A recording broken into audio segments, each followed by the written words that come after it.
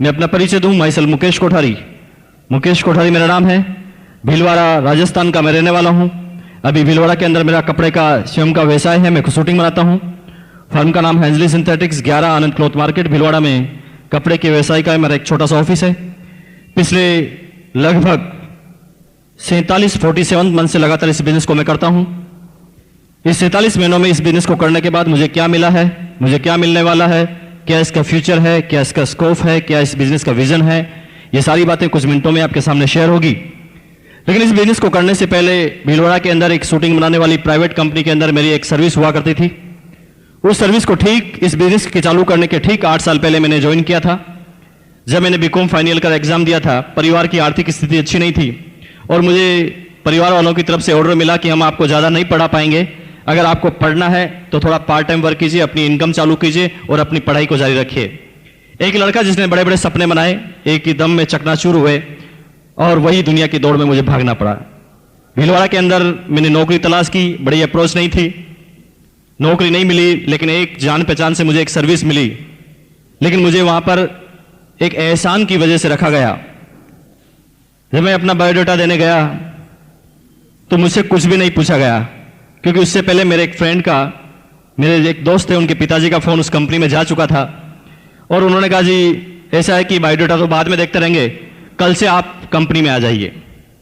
तो निश्चित रूप से मैंने वो कंपनी ज्वाइन कर ली, क्योंकि मेरे पास इसके अलावा कोई अल्टरनेट नहीं था। उस सर्विस को मैंने ज्वाइन किया, 1 महीने तक लगातार काम किया। 7 तारीख सैलरी डे आया। 7 तारीख को मेरे हाथ में एक सैलरी पकड़ा गई, उसकी अमाउंट थी 750 रुपये, 750 रुपीज ओनली। लेकिन मुझे अच्छी तरह पता है कि मेरे साथ उसी कंपनी में उसी दिन एक चपरासी ने भी ज्वाइन किया था और उसका जो सैलरी रखा गया था 1500 रुपये, 1500, मुझे दे गए 750। मुझे समझ में नहीं आ रहा था कि ये क्या हो रहा है, क्या मैं इस काबिल भी नहीं हूं, क्या इस ऑफिस में चपरासी मेरे से ज्यादा अहमियत रखता है, क्या मैं जरूरतमंद नहीं हूं। 50 तरह के क्वेश्चन मेरे दिमाग में आए। लेकिन आप लोगों के लिए मैसेज क्या है? आप लोगों के लिए मैसेज यह है कि कोई फर्क नहीं पड़ता, 1% भी मायने ये नहीं रखता कि आपकी शुरुआत कहां से है, 0.1% भी ये मायने नहीं रखता कि आपकी शुरुआत कहां से है। मायने तो ये रखता है कि आप कहां तक जाने वाले हैं। क्योंकि आप में से किसी भी आदमी ने कभी भी ये सुना नहीं होगा कि एक प्रधानमंत्री पैदा हो गया, एक मुख्यमंत्री पैदा हो गया, एक इंजीनियर पैदा हो गया, एक डॉक्टर पैदा हो गया, एक चार्टर्ड अकाउंटेंट पैदा हो गया। आप में से किसी भी आदमी ने ये नहीं सुना होगा। लेकिन आप में से हर आदमी ने ये सुना होगा कि एक प्रधानमंत्री मर गया, एक इंजीनियर मर गया, एक डॉक्टर मर गया, एक चार्टर्ड मर गया। कहने का मतलब क्या है? सब शुरुआत करते हैं जीरो से, लेकिन वो कहां तक अपनी एक जिंदगी में कर पाते हैं, ये रिमार्केबल होता है। और यकीन मानिए, मैंने उस सर्विस को किया, कुछ महीने का पेशेंस रखा, परफॉर्मेंस सामने आई। 8 साल तक लगातार उस प्राइवेट कंपनी में मैंने काम किया, हर साल कुछ इंक्रीमेंट लगते गए। लेकिन 8 साल के बाद उस कंपनी में एक इतिहास बना, एक घटना हुई कि एक 27 साल का लड़का उस पूरी कंपनी का डिप्टी मार्केटिंग मैनेजर बना। 80 आदमी का स्टाफ मेरे साथ काम किया करता था और आश्चर्य की बात यह थी कि उन 80 के 80 आदमियों से मेरी जो एज थी, मेरी जो उम्र थी, सबसे छोटी थी। 13,000 रुपये ग्रोस इनकम मेरी आने लगी। कंपनी की तरफ से गाड़ी भी मिला, कंपनी की तरफ से मकान भी मिला। लेकिन जिस तरह से आम हर सेमिनार में जिस बात को मैं दोहराता हूं, आज फिर दोहराऊंगा कि आदमी को जब ये छोटी छोटी सफलताएं मिलती है तो आदमी के अंदर एक बीमारी जन्म लेती है। उस बीमारी का नाम है परफेक्शन इज पैरालिसिस। अगर दुनिया का कोई भी आदमी, अगर दुनिया की किसी भी प्रोग्रेसिव स्टेज पर अगर कभी ये सपने में भी सोचता है कि मैं परफेक्ट हो चुका हूं, मैं सब कुछ जान चुका हूं, मुझे सब कुछ आता है, मैं सब जानता हूं, तो यकीन मानना दोस्तों, उसी समय उसे लकवा लग चुका है। जिंदगी में अब वो कोई बड़ा काम नहीं कर पाएगा, क्योंकि वो कहता जी मुझे सब कुछ आता है। मेरी बात से सहमत है? सहमत है जी? मुझे सब कुछ आता है ऐसा बोलते ही समझ जाइए कि आज से हमारी प्रोग्रेस खत्म। क्योंकि जब हम सीखना छोड़ देंगे तो हमारी प्रोग्रेस कैसे होगी? एक विद्वान ने कहा था कि एक आदमी अपने एक जीवन में सब कुछ नहीं सीख सकता, मरते समय भी बहुत सारे अनुभव उसके सामने आएंगे और ये अनुभव की जो प्रक्रिया है ये लगातार जीवन के अंतिम समय तक चलती रहेगी। लेकिन कभी भी हम अपने आप को कहें जी हम तो MBA हैं, MBA, एक तो होता है जी मास्टर ऑफ बिजनेस एडमिनिस्ट्रेशन, जिसकी बड़ी वक़्त है जी हिंदुस्तान में। मैं उस MBA की बात नहीं कर रहा हूं। मेरी MBA की फुल फॉर्म है मुझे बहुत आता है, MBA। मुझे बहुत आता है, तो जिसको बहुत आता है उसे कुछ नहीं आता, यकीन मानिए उसने अब इस दुनिया में सारी प्रोग्रेस को खत्म कर दिया है। तो जब मेरी इनकम थोड़ी बढ़ी, मेरी थोड़ी प्रोग्रेस बढ़ी, 27 साल की एज में सफलताएं मिली, मैं अब सबसे जो कंपैरिजन करता था वो इनकम से करता था, एजुकेशन से करता था। मैं सबसे पहले कहता था मेरे फादर को कि यार आप इतने साल तक सर्विस करते हैं, आपकी पेंशन क्या है? मैं अपने भाइयों से कहता था भैया तुम्हारी सैलरी क्या है? 9,000, तुम 35 साल के हो। मैं अपने दोस्तों से भी यही बात कहता था, क्योंकि मुझे सफलता का रहस्य पता नहीं था, सफलता किसे कहते हैं ये पता नहीं था। मैं सिर्फ पैसों को सफलता मानता था। और यकीन मानिए उस दौरान मेरे जीवन में बहुत सारी अपॉर्चुनिटी आई, मैंने सबको छोड़ा क्योंकि मुझे MBA हो गया था। मुझे बहुत आता है, मैं ऐसा समझता था। लेकिन अगस्त 2000 का समय मुझे अभी तक याद है। अगस्त कल से चालू होने वाला है, ठीक 4 साल हो जाएंगे 15 अगस्त की बात। संडे का समय वो था। मुझे आप ही की तरह एक बिजनेस मीटिंग में इनवाइट किया गया।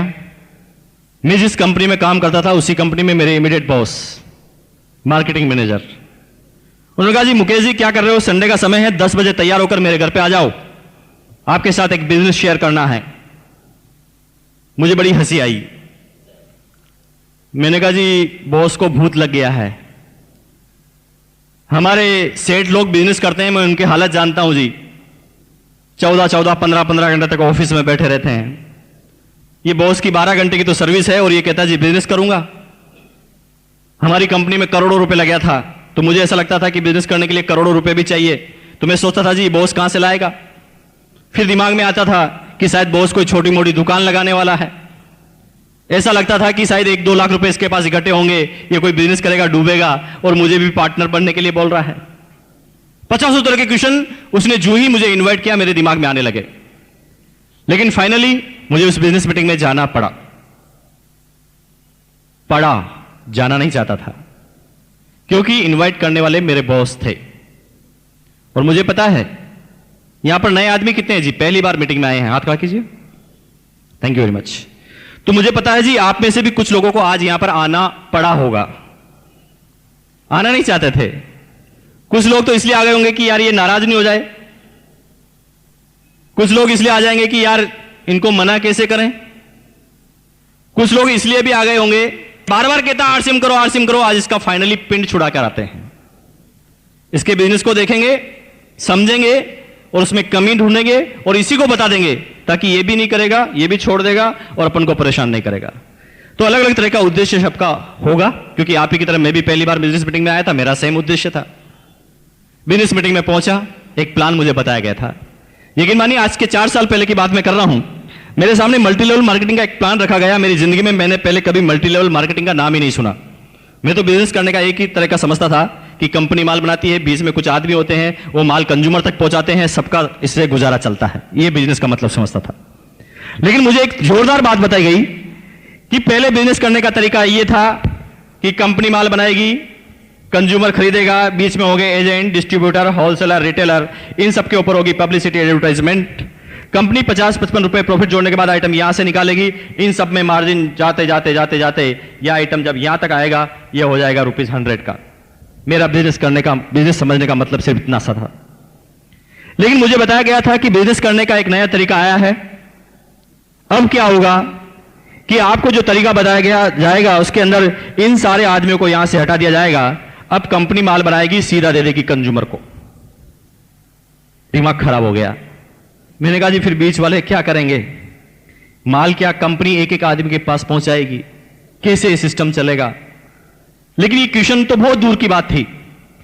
लेकिन मेरे दिमाग में कुछ हलचल होने लगी। मैंने कहा जी ये कैसे सिस्टम कि कंपनी सीधा कंज्यूमर को माल बनाएगी, तो अब तक जो 45% पैसा इन बीच के लोगों में जाता था, 45 रुपए जो बीच के लोगों में जाता था, ये तो सीधा बच जाएगा।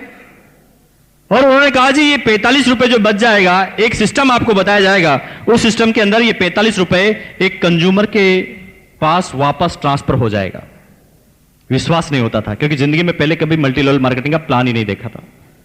मैंने कहा जी कैसी बात कर रहे हैं, इसका मतलब तो सीधा सीधा यही हुआ कि आज के बाद एक इंसान जब जब भी अपने लिए कोई माल खरीदेगा तो खरीदने से उसके पास इनकम आएगी।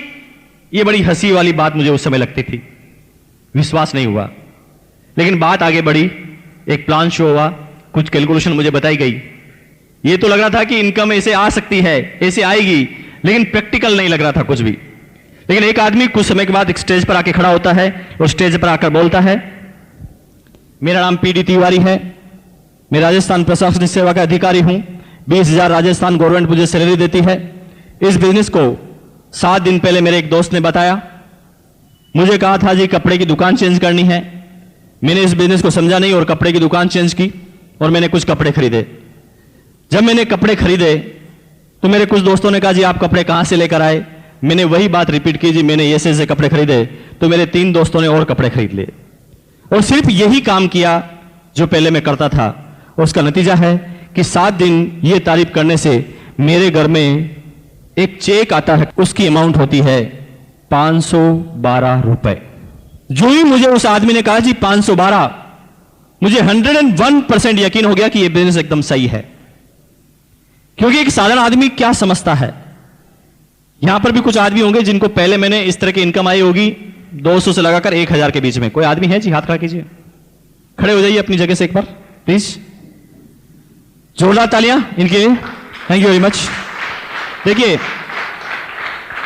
तालियां, मैंने कहा जी तालियां लीडर कैसे बजाते हैं, मेरे लिए नहीं और इनके लिए ताली बजाने की जरूरत नहीं, अपने लिए बजाएं ताकि आपको याद रहे। जोरदार तालियां, थैंक यू वेरी मच। तो ये वो लोग हैं जिनको पहली इनकम आई।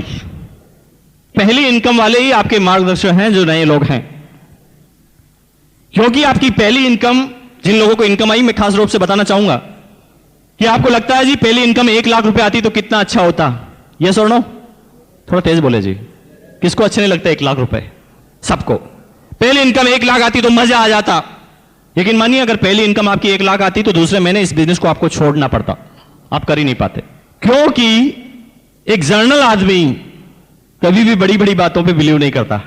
ये सुनो, आज मैं किसी ट्रेन में या बस में सफर कर रहा हूं या प्लेन में सफर कर रहा हूं, लेकिन मेरे पास वाली सीट पर कोई आदमी बैठा होता है, बात करने के बाद मेरा नियम है कि मैं कभी भी खाली नहीं बैठता।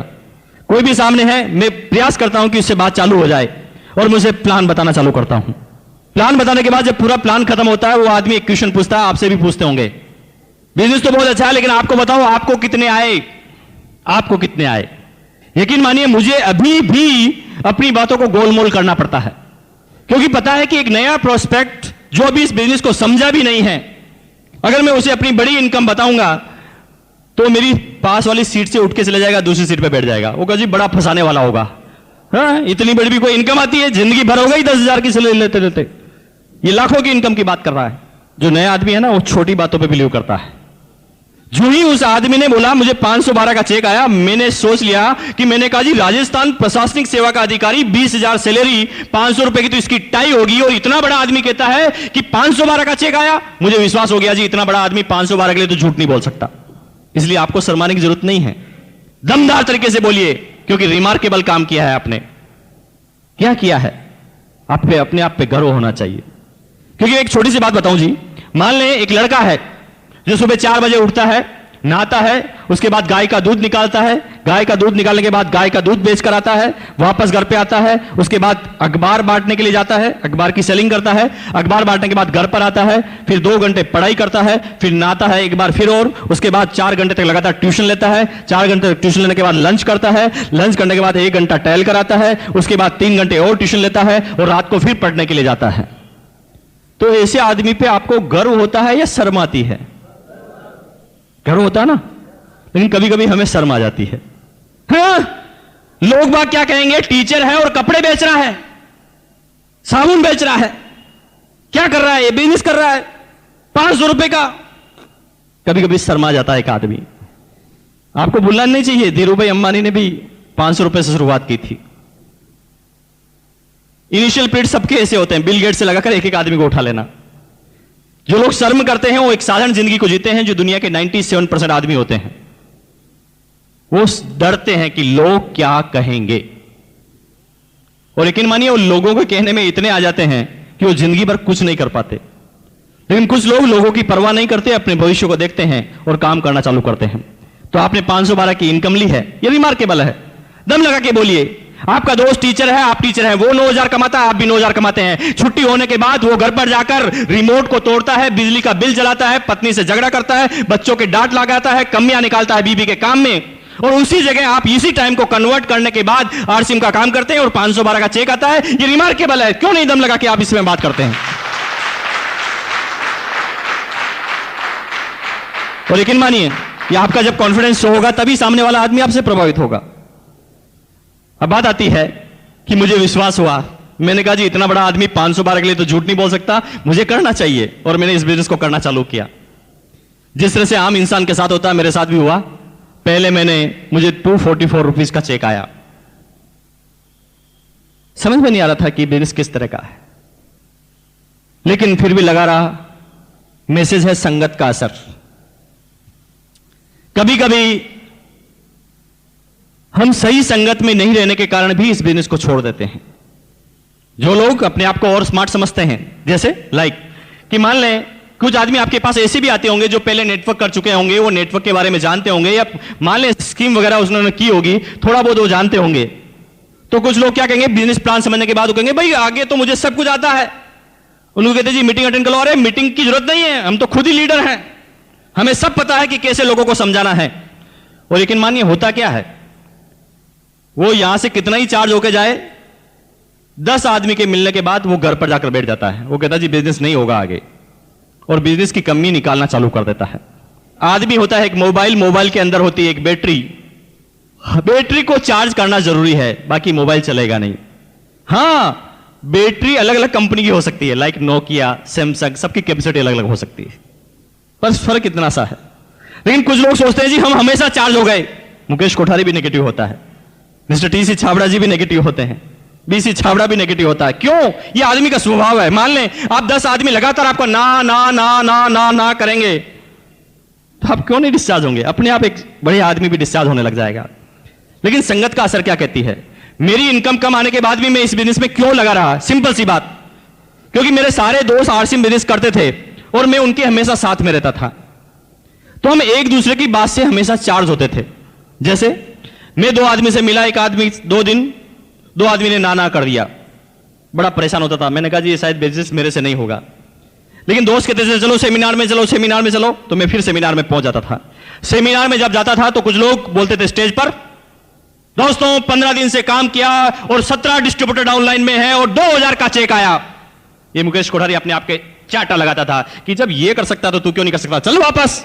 फिर वापस, फिर 3 आदमी को मना बात की, तीनों आदमी ने मना कर दिया, फिर डिस्चार्ज, शायद मेरे से नहीं होता। फिर सेमिनार में आया, तो लोगों ने कहा जी शुरू के 15 दिन मुझे कुछ समझ में नहीं आया था, एक भी रिजल्ट नहीं आया था, लेकिन मैंने उसके बाद मेरी अपलाइन की बात को माना। उसका नतीजा है कि आज मेरे डाउनलाइन में 50 डिस्ट्रीब्यूटर हैं। फिर मुकेश कोठारी फिर चार्ट लगाता था कि मैंने कहा जी 15 दिन तो सबके साथ ऐसा ही होता है, फिर चलो। और दोस्त ये होती है रिचार्जिंग। इनिशियल पीरियड में सबके साथ यही होता है, यस और नो? सबके साथ यही होता है। और लेकिन मानिए शुरुआती चीज में हम ये काम कर लेते हैं, संगत का असर, तो आप इस बिजनेस में लगे रहते हैं। और जब लगे रहते हैं लगन से, तो कामयाबी आपके बिल्कुल नजदीक हो जाती है। दुनिया की कोई ताकत आपकी कामयाबी को रोक नहीं सकती। अब बात आती है कि मैं लगातार लगा रहा, 6 महीने में इनकम हो गई 6,000, 1,000 पर मंथ एवरेज। 1 साल तक लगातार रहा, 60,000 की इनकम हो गई, 5,000 पर मंथ एवरेज। कभी 2,000 का चेक आता, कभी 9,000 का चेक आता, कभी 3,000 का आता, कभी 1,000 का आता, कम ज्यादा।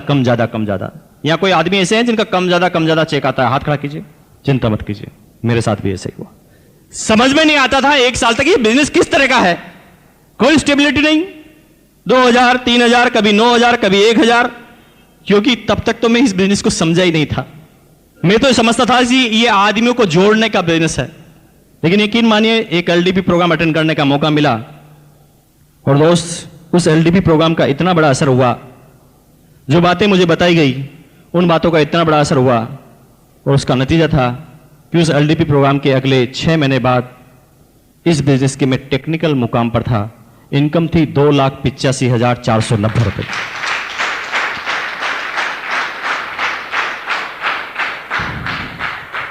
तो वही बात है कि इंजन तो मैं पहले भी था, लेकिन रोड पर चला रहा था अपने इंजन को, दौड़ नहीं रहा था। जो ही मैं सिस्टम में आया, इंजन दौड़ने लगा।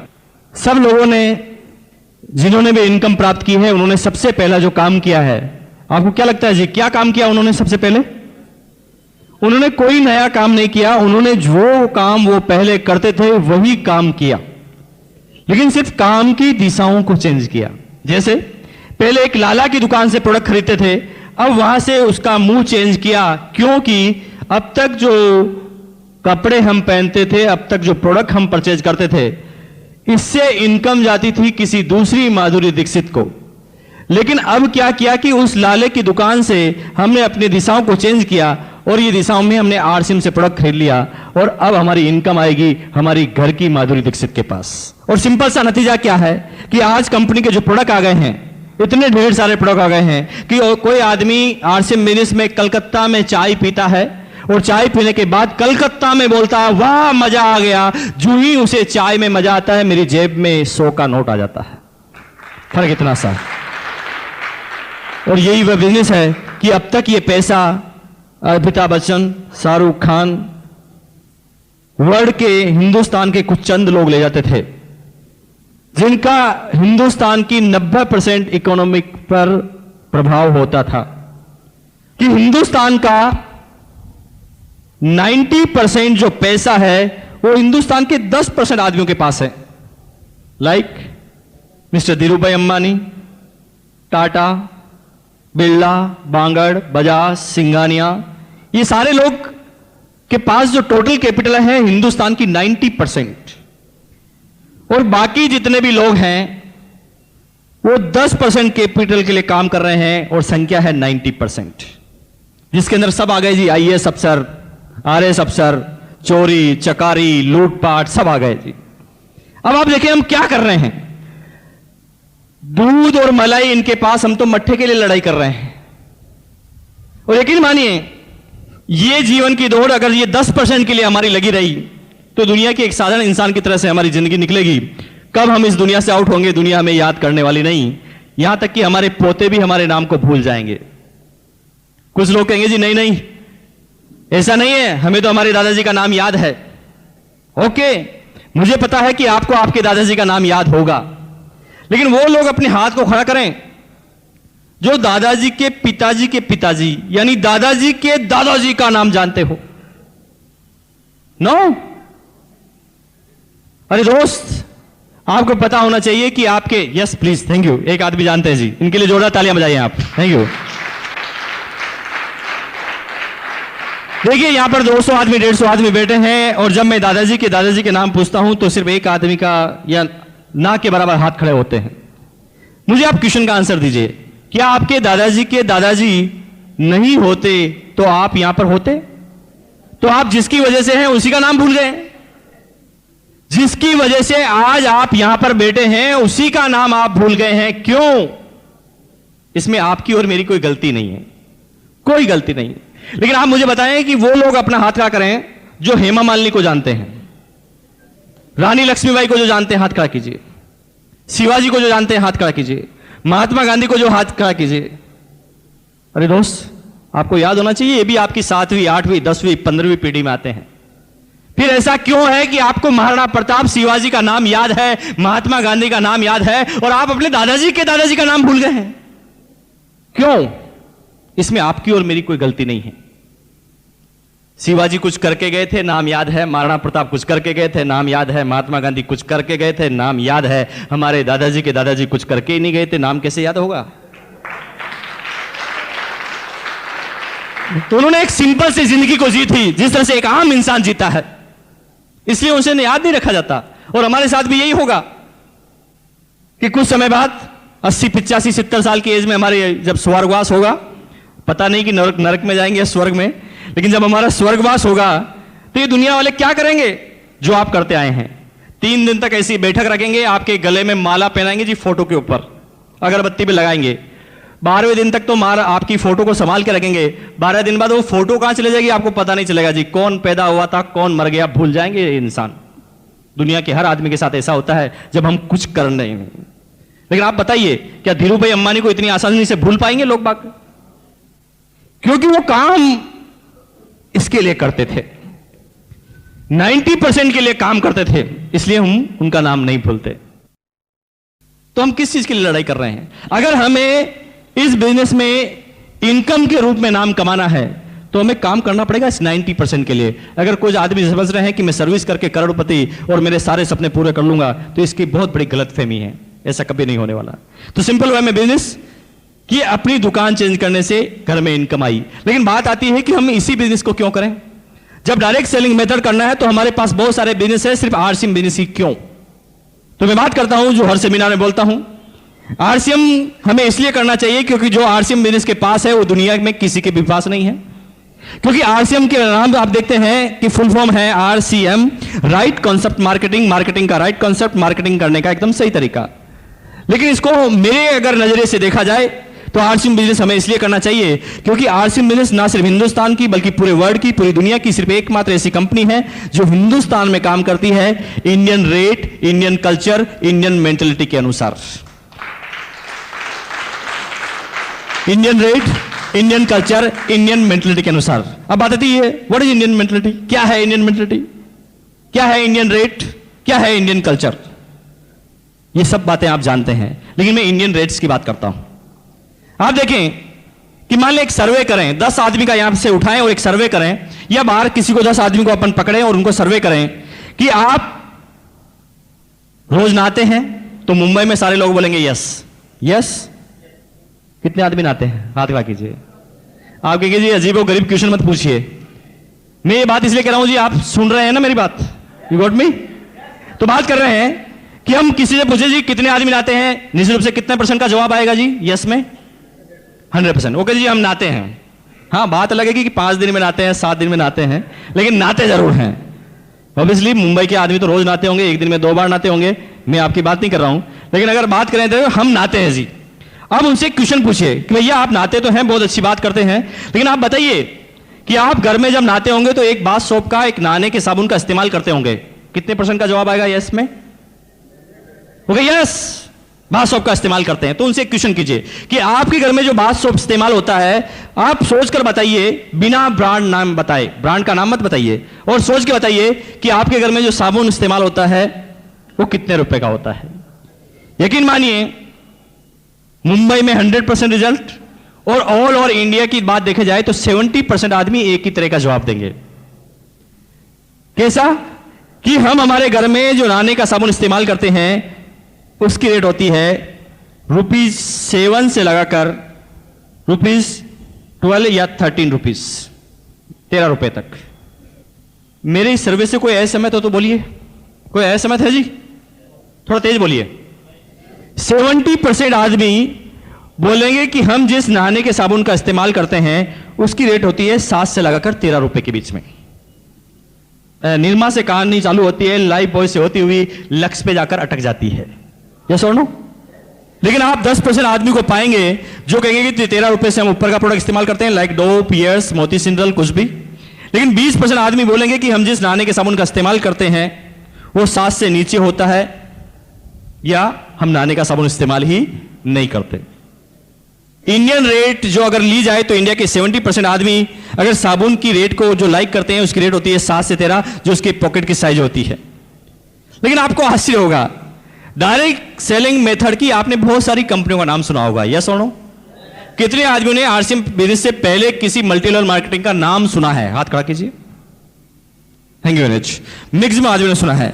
तो आप मुझे सोच के बताइए, पूरी दुनिया में मल्टी लेवल मार्केटिंग की बात करें, पूरी दुनिया में, तो आपको आश्चर्य होगा कोई कंपनी इसके अंदर नहीं आती।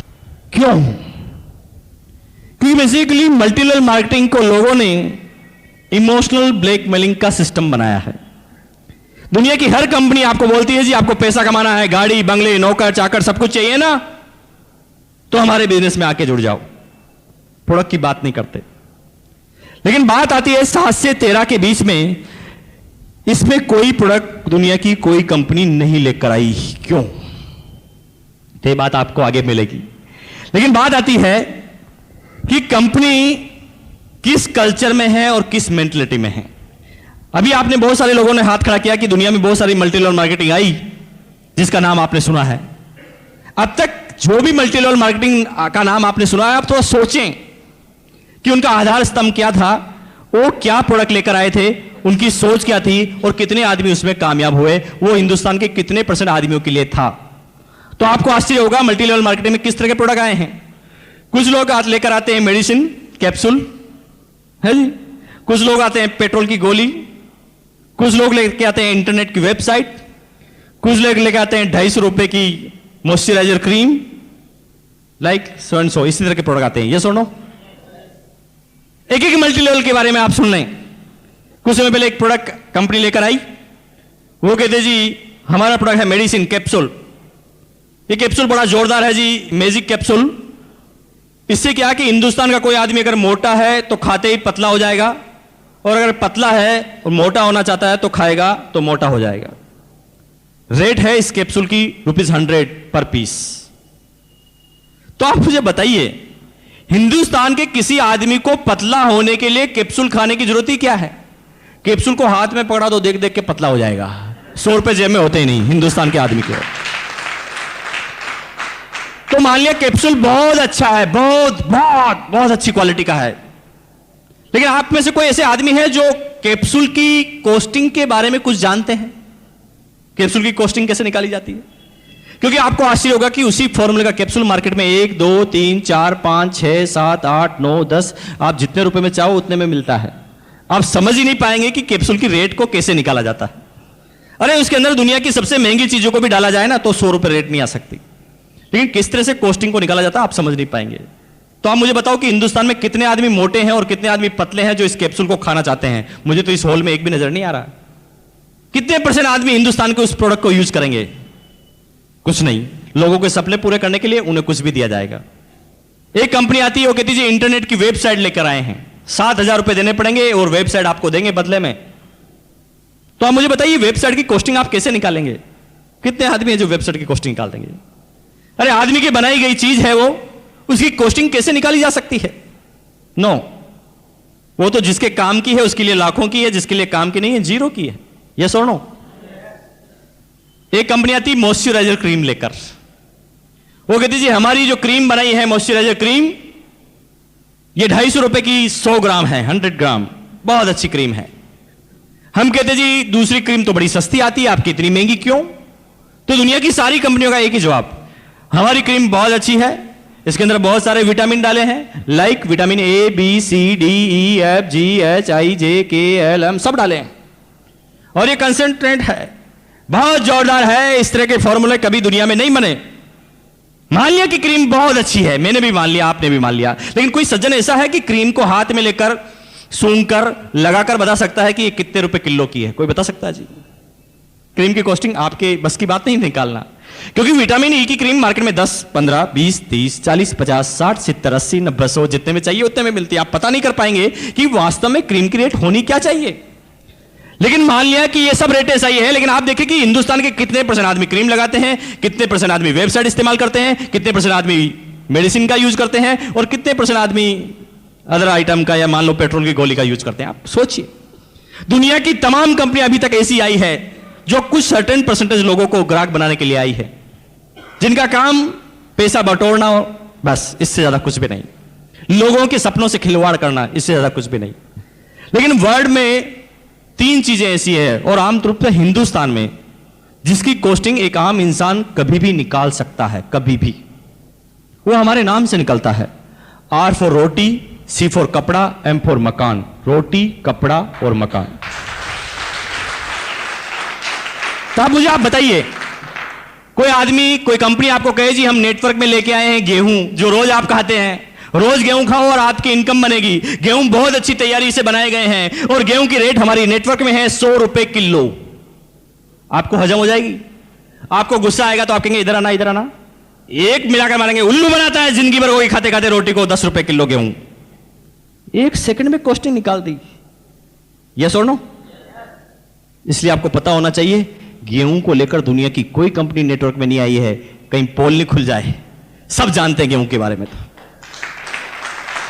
एक कंपनी आती है, वो कहते हैं जी हम मुंबई में वाशी के अंदर, या मान लें नेरुल के अंदर, या मान लें और आगे आप चले जाएं जी खारघर के अंदर, एक रूम हॉल किचन का एक फ्लैट देंगे जो 600 स्क्वायर फीट का होगा, और रेट होगी 5 करोड़ हजम हो जाएगी आपको। आगे उल्लू मत बनाओ यार, मुंबई में पैदा हुए यही मर जाएंगे। एक एक एरिया की रेट के बारे में हमें पता है। एक इंजीनियर आएगा, बता देगा कितना चूना लगा है, कितनी मिट्टी लगी है और यहां की प्रेजेंट वैल्यू क्या है, आपका मार्जिन क्या है, रेट आ जाएगी 5, 7, 8 लाख रुपए। यस और नो?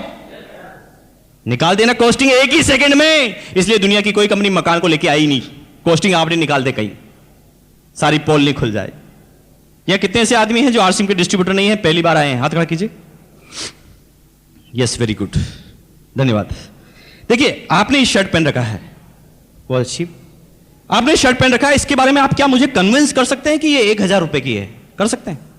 मैंने आपको शर्ट को देखा और मैं बता सकता हूं कि ये शर्ट होगी 200 से 300 रुपए के बीच में। ये सुनो, निकाल देना कॉस्टिंग। एक हिंदुस्तान का आम इंसान, क्योंकि कपड़ा रोज पहनता है, बचपन से पहनता आया है, अगर कोई विचित्र तरह का कपड़ा नहीं है, कोई विशेष तरह का या कोई नई टेक्नोलॉजी का कपड़ा नहीं है, अगर वो साधारण सा कपड़ा है, तो हिंदुस्तान का एक आदमी कपड़े को देखकर भी कॉस्टिंग निकाल सकता है 150 रुपए कम ज्यादा, क्योंकि लाला का मार्जिन भी कम ज्यादा होता है। किसी लेडी से पूछ लेना कि ये साड़ी कितने की, वो कहेगी ये शिफॉन होगी 300 रुपए की। ये सुनो, यहां पे काफी लेडीज है जी, देख के हम आसपास की रेट को निकाल देते हैं। यानी कपड़े की रेट भी अगर वो विशेष तरह का कपड़ा नहीं है तो हम आसपास की रेट को निकाल देते हैं। इसलिए आपको आश्चर्य होगा कि दुनिया की कोई भी कंपनी फैब्रिक को लेकर डायरेक्ट सेलिंग मेथड में अभी तक नहीं आई। This is the first company in the world, RCM business. ये दुनिया की पहली ऐसी कंपनी है आरसीएम बिजनेस जो कपड़े को लेकर नेटवर्क में आई है। लेकिन बात सिर्फ कपड़े की नहीं है। 20 अक्टूबर से कंपनी, 20 अक्टूबर 2001 से कंपनी एफएमसीजी में भी आई है। लेकिन एफएमसीजी में जब आई है तो भी इन्होंने इंडियन रेट, इंडियन कल्चर और इंडियन मेंटलिटी का बहुत अच्छी तरह से ध्यान रखा है। कंपनी ने, मैं एक साबुन की बात कर रहा था जिसकी एवरेज 7 से 13 के बीच में आती है। कंपनी ने एक प्रोडक्ट निकाला था, आप सब जानते हैं उसके बारे में, 100 gram 100% pure veg vitamin E and vacuum pack 70% TFM total fatty material. इतने कंटेंट्स का एक भी प्रोडक्ट मार्केट से आप परचेज करें, आपको आश्चर्य होगा, एक भी प्रोडक्ट आपको 12-13 रुपए से कम का नहीं मिलने वाला। लेकिन आरसीएम बिजनेस ने डायरेक्ट सेलिंग मेथड के सिद्धांतों को मानते हुए, Indian rate, Indian culture, Indian mentality का ध्यान रखते हुए वही प्रोडक्ट लाके दिए मात्र 8 रुपए 50 पैसे के अंदर। अब मुझे एक बात बताएं, आपने मल्टी लेवल के इतिहास में हिंदुस्तान नहीं, दुनिया की अभी तक किसी भी कंपनी का नाम सुना है जो इस कंटेंट्स का कोई भी प्रोडक्ट मार्केट में मात्र 8.5 रुपए में लेके आई हो? अगर दुनिया में किसी के पास भी इस चीज का कोई जवाब हो तो आप मुझे बताएं। नो, किसी आदमी के पास, दुनिया की किसी कंपनी के पास कोई जवाब नहीं। लेकिन वो 8.5 रुपए के साबुन पर मुझे आश्चर्य नहीं होता, बिल्कुल भी नहीं, 1% भी नहीं होता। क्योंकि अगर डायरेक्ट सेलिंग मेथड के सही सिद्धांतों का पालन किया जाए तो 8.5 की दी जा सकती है। लेकिन बात 8.5 की नहीं है। बात यह है कि जब इस बिजनेस प्लान का स्टडी करते हैं तो एडवर्ड साहब ने बताया जी, 8.5 के होने के बाद भी इसके बिजनेस वॉल्यूम का 41% वापस हमारे पास आता है। क्या दुनिया की किसी कंपनी के पास इसका कोई जवाब है? एक आम इंसान जो पहले 12 रुपए का प्रोडक्ट इस्तेमाल करता था, उसकी बजाय अब 8.5 में करे और उसके करने के बाद भी उसके पास इनकम आए। अरे दुनिया की किसी कंपनी के पास इसका कोई जवाब हो तो आप मुझे बताएं। 20 रुपए किलो का वॉशिंग पाउडर, 10 रुपए का टूथब्रश, 32 रुपए का 200 ग्राम हर्बल टूथपेस्ट, 30 रुपए का, 36 रुपए का कॉटन बनियान। एक एक प्रोडक्ट की तुलना करें, 100 रुपीज केजी और 130 रुपए किलो चाय। कितने आदमी जिन्होंने चाय पी के देखा, हाथ खड़ा कीजिए। एक शब्द में बोले जी, चाय कैसी लगी आपको? सीधी तुलना कीजिए ब्रुक बॉन्ड और रेड लेबल से, सीधी 180, 190, 200, 210 रुपए किलो। वही प्रोडक्ट इनिशियल में हमें 130 में मिले जो आम मार्केट में नहीं मिले, और उसके बाद 130 के बिजनेस वॉल्यूम का भी 41% वापस हमारे पास। अरे दुनिया की कोई कंपनी इसके बारे में कुछ सोच भी पाई हो तो एक के पास भी किसी का कोई जवाब हो तो मुझे आप बताइए। दुनिया में कोई जवाब नहीं। क्या है इंडियन मेंटलिटी, क्या है इंडियन कल्चर? अभी तक दुनिया की हर कंपनी ने अपने रेट को छुपाने के लिए कल्चर को चेंज किया है। अगर हिंदुस्तान में कपड़े धोने के लिए एक डिटर्जेंट केक का इस्तेमाल किया जाता है और कपड़े को नीचे रखकर इसे घिसा जाता है, दिस इज इंडियन कल्चर। ये कौन सा कल्चर है? ये इंडियन कल्चर। लेकिन अगर वो इंडियन कल्चर का प्रोडक्ट लाएंगे तो लोग बाग रेट के बारे में तंग करेंगे कि हमारे हिंदुस्तान में तो 5 रुपए का डिटर्जेंट केक आता है, 7 का आता है जी, 8 का आता है।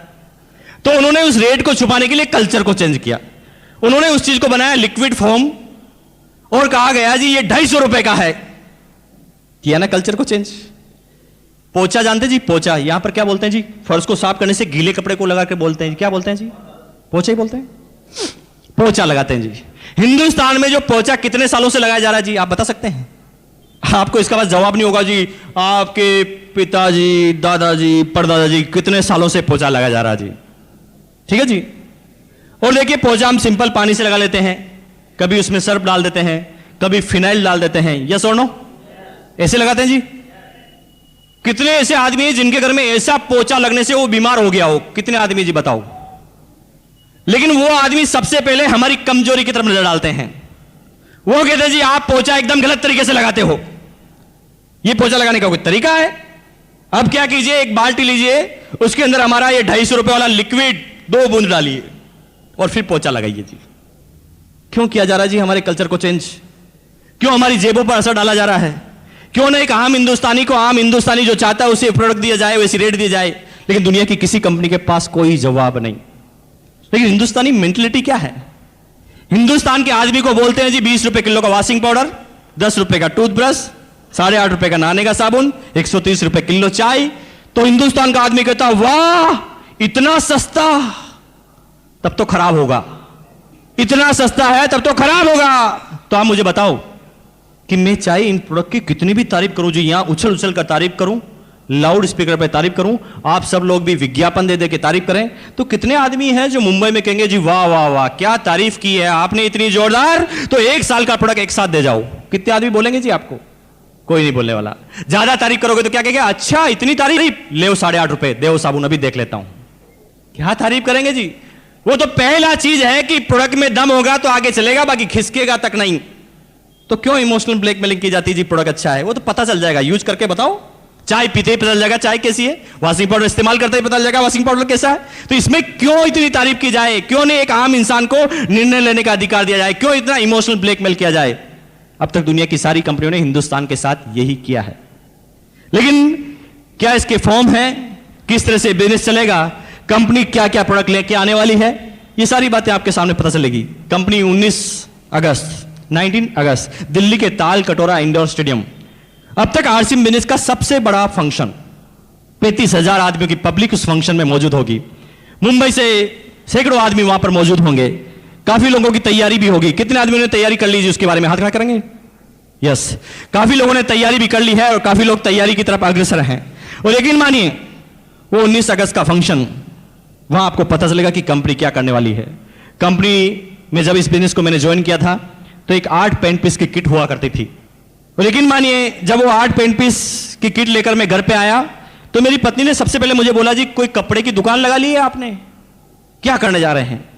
जब भी किसी के पास जाते थे तो लोग बाग उल्टे सीधे क्वेश्चन करते थे। लेकिन बात कंसेप्ट की थी भैया, एक प्रोडक्ट से चालू हुआ, आज कंपनी के पास 106 प्रोडक्ट हैं, 106।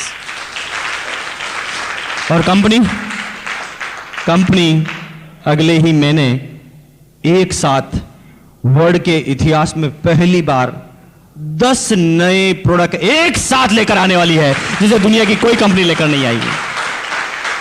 क्या होगा दिसंबर तक? क्या होगा दिसंबर तक? सुबह आप गुड मॉर्निंग बोलेंगे तो आरसीएम बिजनेस के साथ, और गुड नाइट बोलेंगे तो आरसीएम बिजनेस के साथ। और कंपनी ने एक एक कल्चर का ध्यान रखा है। यहां पता है कि हिंदुस्तान में लोअर ग्रेड के भी आदमी है और अपर ग्रेड के आदमी भी है, मीडियम ग्रेड के आदमी भी है। और आप एक एक प्रोडक्ट के बारे में पता कर लें। कंपनी का अगर 8.5 का प्रोडक्ट है नहाने का साबुन तो 18 रुपए का भी है। डिटर्जेंट केक 5 रुपए का है तो 8 रुपए का भी है और 12 रुपए का भी है। वॉशिंग पाउडर अगर 20 रुपए का है तो 30 रुपए का भी है और 70 रुपए का भी है। एक एक कल्चर के बारे में 1480 की किट है तो 2970 की किट है। दुनिया की कौन सी कंपनी ने ऐसा करके बताया जी? बताइए आप। नो। लेकिन कंपनी दिसंबर तक क्या प्रोडक्ट लेके आने वाली है, दुनिया की कोई कंपनी सोच नहीं सकती। गुड मॉर्निंग बोलेंगे तो आरसीएम बिजनेस के साथ, और गुड नाइट बोलेंगे तो आरसीएम बिजनेस के साथ। सुबह आप टॉयलेट में जाएंगे, टॉयलेट क्लीनर आरसीएम बिजनेस का, उसके बाद पेस्ट करेंगे, पेस्ट आरसीएम बिजनेस का, ब्रश लगाएंगे, ब्रश आरसीएम बिजनेस का, नहाने के लिए जाएंगे, नहाने का साबुन आरसीएम बिजनेस का, शैम्पू इस्तेमाल करेंगे, शैम्पू आरसीएम बिजनेस का, अंडरगारमेंट्स पहनेंगे आरसीएम बिजनेस का, टॉवल लगाएंगे तो आरसीएम बिजनेस का, कपड़े पहनेंगे तो आरसीएम बिजनेस का, टाई लगाएंगे तो आरसीएम बिजनेस का, चाय पिएंगे तो आरसीएम बिजनेस का, भगवान के सामने अगरबत्ती लगाएंगे तो आरसीएम बिजनेस का, पत्नी की तरफ देखेंगे साड़ी आरसीएम बिजनेस की, पति की तरफ देखेंगे साड़ी आरसीएम बिजनेस की, हेयर लगाएंगे तो आरसीएम बिजनेस का, क्रीम लगाएंगे तो आरसीएम बिजनेस का, शेविंग क्रीम करेंगे तो आरसीएम बिजनेस का, उसके बाद बच्चों की तरफ देखेंगे तो कपड़े आरसीएम बिजनेस के, अगर आप जींस पहनते हैं तो वो आरसीएम बिजनेस की, उसके बाद आपके घर में मच्छर बोध है तो मस्कीटो मेट भी आरसीएम बिजनेस की। और कंपनी इनमें से मैक्सिमम प्रोडक्ट अगले महीने लॉन्च करने जा रही है। और आप आरसीएम टाइम्स में आपने पढ़ा होगा जो नया आ गया है, कंपनी ये 4 प्रोडक्ट नए लॉन्च कर चुकी है, जिसके बारे में अगली सेमिनार में पिछली बार बोला, और ये 10 दिन के अंदर आपके पास डिलीवरी मिलेगी। ये लिखा है जी new RCM product, herbal RCM shampoo 150 ml, MRP 35 rupees only. Herbal shampoo compare कर लेना मार्केट में जाके, हर्बल शैम्पू 150 ml का 35 रुपए।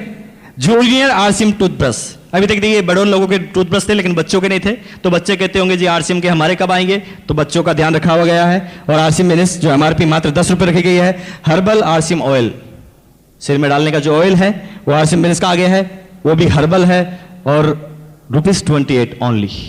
और इसका जो फॉर्म है 150 ml, चिकमेट की शर्ट, न्यू लुक की शर्ट, इसमें बहुत सारे प्रोडक्ट और आ रहे हैं। अगले महीने अगरबत्ती भी आ रही है, कंपनी कॉस्मेटिक सीरीज में जाने वाली है, कंपनी लेडीज अंडरगारमेंट्स में जाने वाली है, और कंपनी पता नहीं क्या क्या प्रोडक्ट अगले दिसंबर तक लेके आने वाली है, जिसके बारे में दुनिया की कोई कंपनी नहीं सोच पाई है। लेकिन आप मुझे बताएं कि कोई प्रोडक्ट क्वालिटी में अच्छे हो जो हम जांच लेंगे, क्वालिटी में अच्छे हो, रेट में कम हो, और उसके बाद भी उसका 41% हमारे पास आए, तो बताइए ये बात आप दुनिया से कितने समय तक छुपा पाएंगे? और कौन सा ऐसा मूर्ख इंसान होगा जो इन प्रोडक्ट को आने वाले समय में लेने से मना करेगा? लेकिन समय लगेगा, मुझे पता है कि एक दिन में सारे आदमी नहीं समझेंगे। शुरुआत में जो समझेंगे वो लीडर होंगे, वो पायनियर होंगे, बाद में तो भीड़ आती है जी। पत्नी कहती थी कि ये बनारसी साड़ी 5000 की बहुत अच्छी होती है, तो मैं कहता था जी स्वास्थ्य के लिए खराब होती है, कॉटन साड़ी बहुत अच्छी होती है, क्योंकि उस समय 160 रुपए की आती थी। कैसे कन्विंस करते हैं हम? यही कन्विंस करते हैं, एक आम इंसान यही करता है। बच्चा कहता है क्रिकेट का बैट चाहिए MRF का, तो हम कहते हैं जी तेंदुलकर ने भी लकड़ी से शुरुआत की थी, तो इससे करो जी बहुत अच्छा शॉट आता है। यूं नहीं कहते जी जेब को हजम नहीं हो रही बात। ये कन्विंसिंग पावर है हमारी, और हम एक आम इंसान यही जिंदगी पर हम समझौते करते हैं। बच्चे को जो खिलाना होता हम खिला नहीं पाते, जो पढ़ाना होता पढ़ा नहीं पाते, पत्नी जो मांगती वो दिला नहीं सकते, सपने हम पूरे नहीं कर सकते। ये सारे आम इंसान करते हैं, और मेरे साथ भी यही था, कन्विंस करता रहता था हमेशा। लेकिन आरसीएम बिजनेस के बाद ये लड़का जो आपके सामने खड़ा है, जिसकी एज मात्र 30 साल की है, मुंबई तो बहुत बड़ी सिटी है, यहां तो करोड़ों आदमी होंगे, लेकिन आपको आश्चर्य होगा कि भीलवाड़ा भी एक बहुत बड़ी इंडस्ट्रियल सिटी है। लेकिन इंडिविजुअल टैक्स देने के मामले में ये 27 साल का लड़का जब इस बिजनेस चालू किया और 30 साल की एज तक आते आते आज मेरा पूरे भीलवाड़ा के अंदर 70वां स्थान है इनकम टैक्स के बारे में। कि मान लें आपके बच्चे को, आपके बड़े भाई को, आपकी पत्नी को, आपके पिताजी को राष्ट्रपति अवार्ड मिल रहा है और आप नीचे खड़े हैं, तो कैसे तालियां बजाएंगे? वैसी तालियां इनके लिए बजा दीजिए आप। Thank you very much. दोस्तों, वो लोग हैं जिन्होंने 10,000 तक इनकम ली है, निश्चित रूप से ये दूसरे गियर में पहुंच गए हैं, लेकिन तीसरे गियर में आते आते गाड़ी 30-40 की स्पीड से दौड़ती है और चेक फिर 4-5 हजार के हो जाते हैं। उन आदमियों से हम मिलाएंगे। लेकिन अम्मा जी आप आइए आगे। दोस्तों, जो लेडीज आपके सामने खड़ी है शायद मेरी माता से भी ज्यादा एज की है, मेरी मदर से भी। 6 भाई बहनों का परिवार है, मैं सबसे छोटा हूं, फिर भी मैं गारंटी के साथ कह सकता हूं मेरी मदर से भी ये बड़े हैं। और लेकिन मानिए प्रेरणा लीजिए आप, मिस्टर धूरिया जिनकी ओपन हार्ट सर्जरी हो चुकी है, बाईपास सर्जरी, और उसके बाद इस बिजनेस के वो रोयल्टी मुकाम पर पहुंच सकते हैं।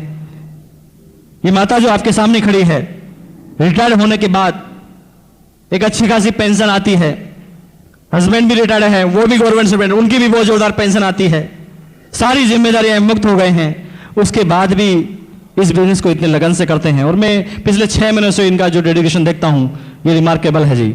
और यकीन मानिए, अपने आप पे एक चार्टा लगाएं और सोचें कि जब ऐसे आदमी रॉयल्टी पे पहुंचने वाले हैं तो हम क्यों नहीं पहुंच सकते। धन्यवाद। Thank you very much.